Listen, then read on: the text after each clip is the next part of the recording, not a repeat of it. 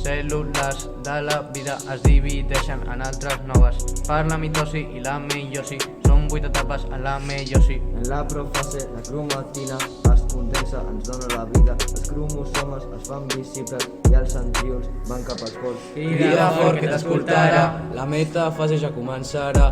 Els cromosomes ja estan formats, de 2 en 2 els trobaràs. En l'anafase se separaran i els microtúbuls s'arrossegaran i aniran cap als pols oposats, si no, no funcionaran. Crida fort que t'escoltarà. L'ADN es duplicarà, l'interfase ja començarà, 2 noves cèl·lules naixeran. I ja ens queda l'última fase, anomenada la telofase.